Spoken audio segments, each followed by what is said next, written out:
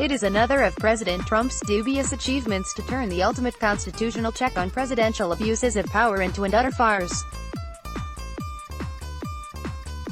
Watching Republican senators complain that there is nothing new in the case made by House impeachment managers while they are actively opposing the introduction of new evidence and new testimony, is confirmation of barefaced bad faith.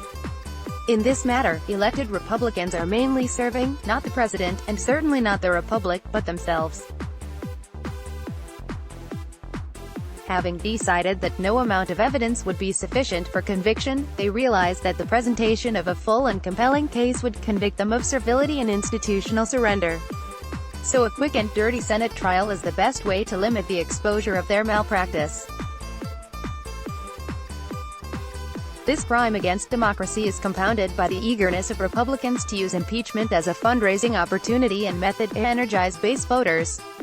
The theory seems to be, if you are going to betray the constitutional order, you might as well profit from it. The latest Trump impeachment trial updates. In the impeachment trial, all the dismal signs point to acquittal at any cost.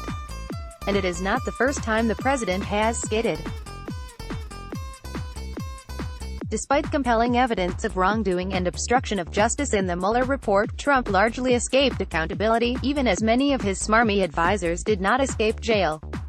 The appearance of vindication in this case immediately preceded the president's decision to squeeze an embattled foreign power for his political benefit. Give Trump an inch, and he'll take Ukraine. How has the president largely avoided the consequences of his corruption? By employing the methods of his mentor Roy Cohn. Admit nothing. Stonewall investigators. Defy subpoenas. Viciously attack opponents. Flood the zone with exculpatory lies. Feel no shame. Show no mercy. Claim anything short of prison to be complete exoneration. In terms that would have gladdened the heart of Richard Nixon in his day, the cover-up is working. Senate Republicans seem determined to cover up for Trump's cover-up. What is essentially state-run media, Fox News and conservative talk radio, have created a narrative of establishment persecution that covers up for the Senate's cover-up of the Trump cover-up. The president is protected by layer upon layer of obfuscation, misdirection and deception. Gradually at first but now in a sudden rush, the norms of truthfulness, public service and ethical behavior have given way. And the message has been sent to Trump and future iterations of Trump: corruption has no consequence. This is a danger to the country because success breeds replication. Politicians who never dreamed of being anarchic and transgressive now conduct their public business like the Marx Brothers on a caffeine high.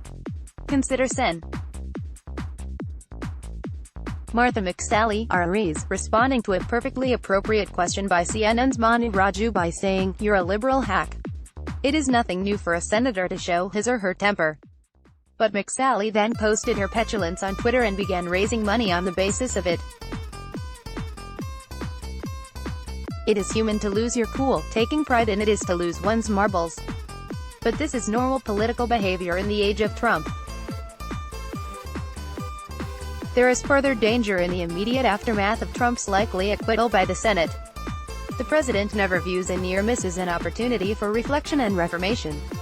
He sees it as permission to indulge his every urge. And his most consistent urge has been to seek unfair advantage in the upcoming presidential election.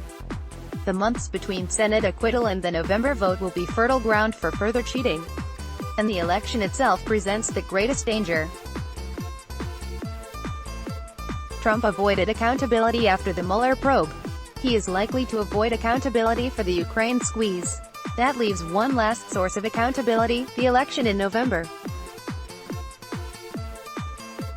This will be a test, not of the Republican Party, but of the Republic. Every presidential election is important. This one will have an added dimension. It will be more than a referendum on the president.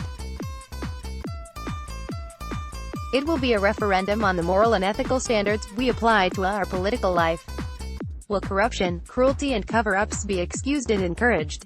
Or will the boundaries of integrity, honesty and public spirit be redrawn?